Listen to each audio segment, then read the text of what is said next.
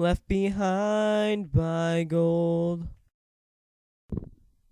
Hey guys, Amateur Applejack here, and today, as you can probably already tell by the title and such, but we're reading Chapter 5 of Left Behind, The Rolls Cast, and yes, I still have over 15 minutes, so I'm not going to be rushing through this. Edited by Clavier. Applejack was close. She was thankful for the full moon and clear sky. Finding her way through the mountains would be much more difficult without them. She only had a rough idea of where she was, but she knew that she was on the right path. Applejack's ears were perked, listening for danger. The only sounds that she heard were the steady beat of her hooves on the ground and even her panting. Otherwise, it was strangely and unnervingly quiet. The sounds of nocturnal creatures in gentle wind, which usually graced the Ponyville nights she was accustomed to, were absent. The tree she passed looked dull and lifeless. The mountain air seemed to be missing its distinctive crisp smell. What in tarnation was going on? Then it hit her. She had entered the dragon's domain. Magic, which usually existed everywhere, was being siphoned out of everything around the dragon. This is what a world absent of magic felt like. Dull, hollow, and colorless. She felt a mix of joy and fear as she realized how near he must be. She stopped running and, catching her breath, looked around. At first she did not see any signs that May could help her. The mountains above her seemed in no way different from one another. If I was a dragon, she thought, where would I be? She could see no caves where a dragon could live. She knew he was close, but she had to comb every mountain for him. It would take all night. She may not have all night. She nearly groaned, frustrated at her lack of ability to think like a dragon, stopping herself only when she realized how foolish it would be. An idea popped into her head. Why was she trying to think like a black dragon, who she knew nothing about, and not Rainbow Dash, who she knew better than any pony? If I were Rainbow, she thought, where would I land? She looked around again, and this time she tried to see the mountains as Rainbow Dash would. With that in mind, her eyes settled on a huge cliff face. Applejack could barely make out the form of a dying tree at the ledge on top of it. The cliff was so high, and the ledge undoubtedly gave a spectacular view. It practically screamed, "Land here!" to anyone that could fly.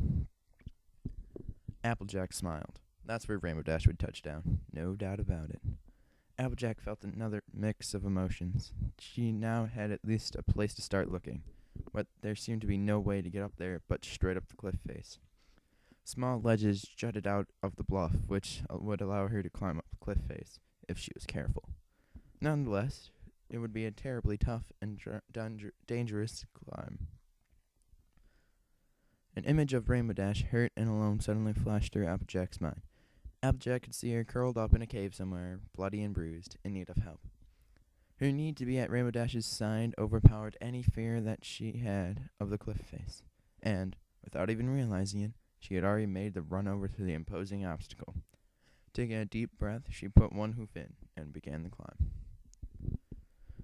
Climbing is a difficult task for a pony, even one as athletic as Applejack. She had to jump to and from the precarious ledges, looking for any hoofhold she could. When she saw a branch or rock jutting out of the cliff, she could lasso it with a rope and pull herself up. The climb was grueling, but she was making a steady pace up the cliff. Looking down from the height would paralyze her with fear. As long as she did not look down, she would be fine, though. She prepared herself, facing a particularly difficult jump. She would have to clear 10 feet of nothing before landing on the large ledge on the other side. She took a few deep breaths to calm her nerves, and then, with as much strength as she could muster, flung herself into the air. Mid-air, she realized that she would not make it. She watched the ledge drop. She was coming down too fast, and would not be able to land the jump. This was it. She would fall.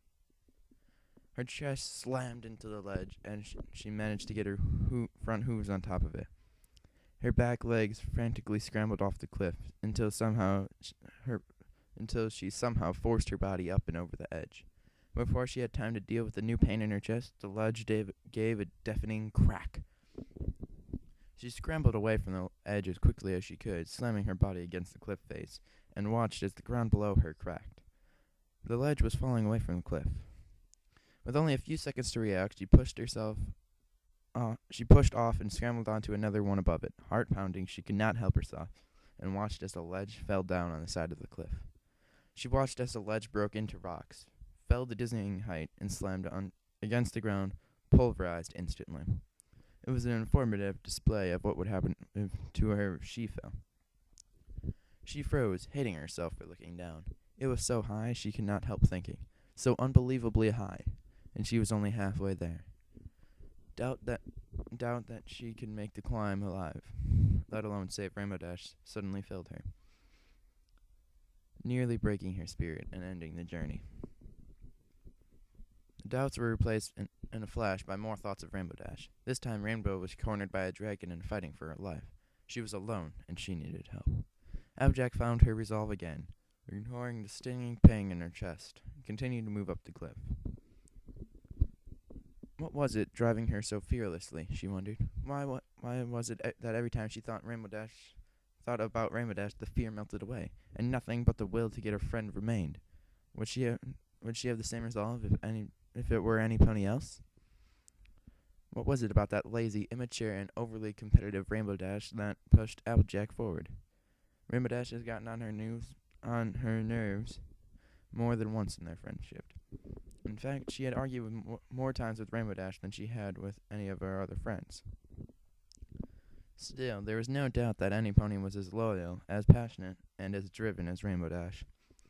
She was the fastest flyer in Equestria, and Pegasus over all Equestria looked up to her. Over these past few years, she had gained speed and grace. She was witty and confident, and beautiful, admitted Applejack to herself. But all these thoughts would just brought up more questions. Applejack decided that maybe she just needed to answer one, and she would feel better. These thoughts of Rainbow Dash were too confusing. She needed to start small. So, as Applejack was nearly at the top of the cliff, she decided to think about the simplest question that came to her mind. Did she enjoy the kiss? Applejack thought back to the moment. How Rainbow Dash had looked in the hay, the way she had been looking into Applejack's eyes, the way she had leaned in with so much confidence, the way her lips felt, the gentleness in the kiss, yet the passion so clear, the way she tasted like electricity. She lost herself in these thoughts until suddenly she knew the answers. Yes, of course. As Applejack climbed over the last edge, finding herself at the top, she felt the heat in her cheeks. She couldn't help but blush at her discovery. She enjoyed the kiss with Rainbow Dash very much. She stopped to catch her breath at the top, proud of herself for figuring out at least one question and for scaling the massive cliff. Her chest stung and her heart ached. She found her breath stuck in her throat as she noticed the giant footprints in the cave where they led.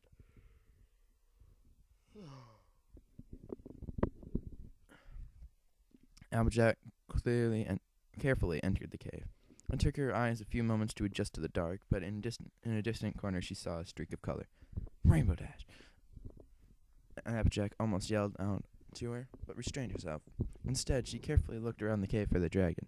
She couldn't help but notice how weak Rainbow Dash looked. She was on the ground, completely still, and Applejack was filled with a horrifying fear that she was too late. She didn't see the dragon anywhere in the cave, and so quickly and quietly made her way over to Rainbow Dash. Rainbow!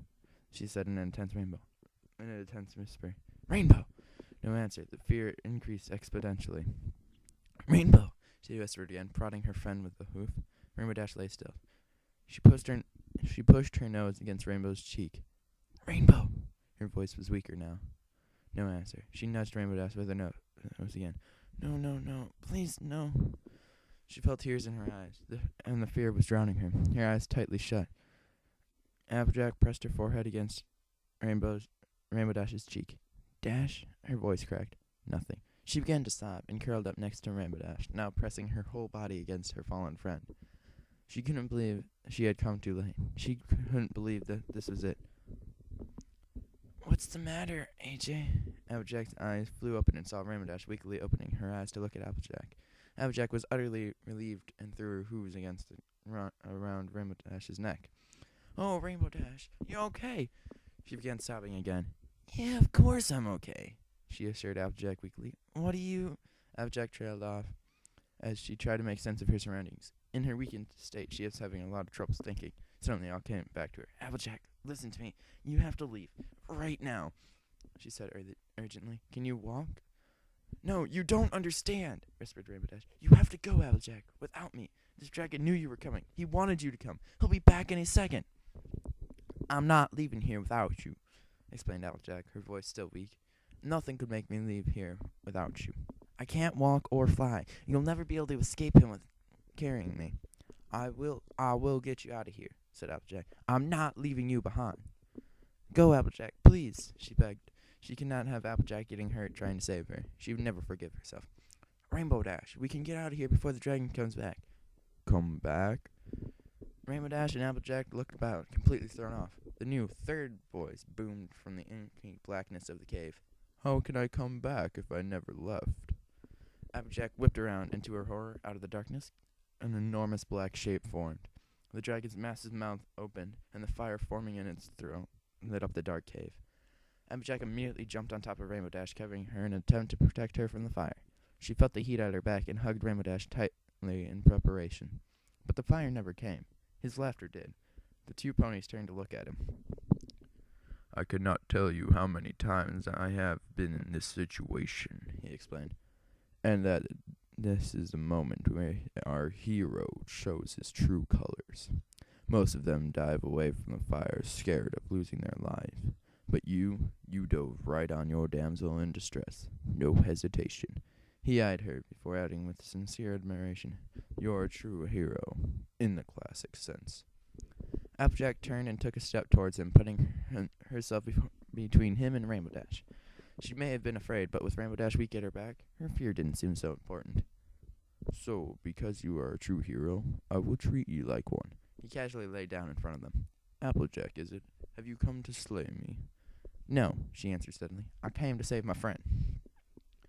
And that plan did not involve killing me? Only if it had to, she answered honestly. He laughed. You're very forward. What would you be willing to do to save your friend? She held his gaze. Anything, she answered simply. Anything? He said, his eyes sparkling. Yes, she said evenly. Anything to save her. He laughed. I like that. But do you know what I like more? His tone suddenly turned very dark. Seeing heroes break their moral code. Let's see how good you really are. The humor was back in his voice. He used to tell me a story, completely embellished, of course, about how I made a young adventurer choose between what he wanted most and what he knew was right. Unable to decide, the story says he ended up losing both. His head was suddenly inches from Applejack. I quite like the story. It's a shame that it's mere fabrication. So why don't I play me, the brilliant and terrifying Black Dragon, and you play the brave but foolhardy adventurer?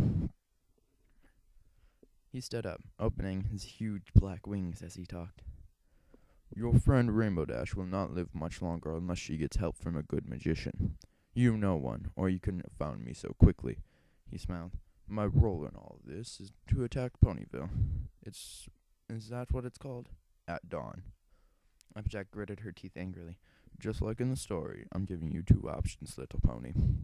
1. You leave now and run as fast as you can to warn Ponyville of my attack. You will give them time to prepare the defenses and evacuate those who could be hurt. By doing so, you will save countless lives, but you leave Rainbow Dash behind. She will die by morning without help. Or 2, you carry Rainbow Dash back to your magician friend. You will save her life, but on her own. But with her on your back, you won't be able to make it in town before I do. The attack will come as a surprise, and your town will be completely unprepared. In other words, to save Rainbow Dash, you must sacrifice many. Applejack was burning with fear, with anger. That's why I figure out where you are. She can figure out if you're coming. Why? Is that the name of a magician? He laughed again. How quaint. No, my skills in stealth are not just limited to blending in with the darkness. I assure you, she won't be able to track me. It will come as a surprise. Oh, he added, and don't worry about this twy of yours. Even under my influence, a powerful magician could survive, huddled in a corner, her protective bubble sustained by the fresh blood of your friends.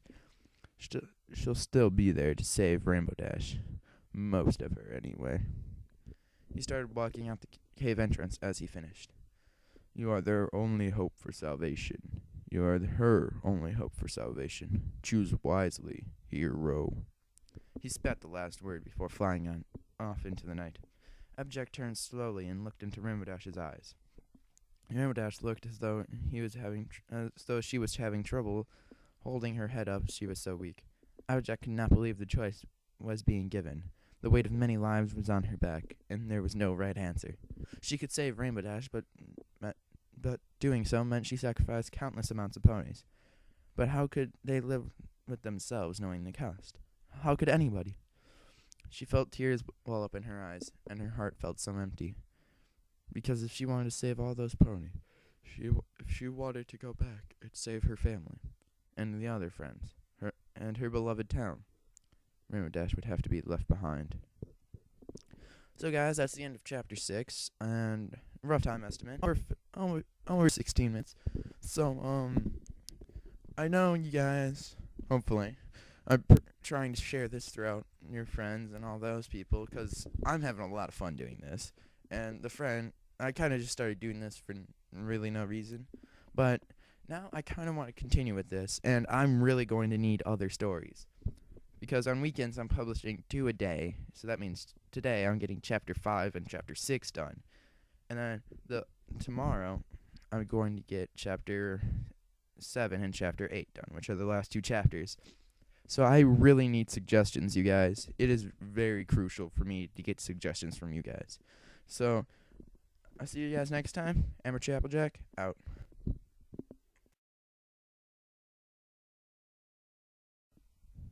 Left behind by gold.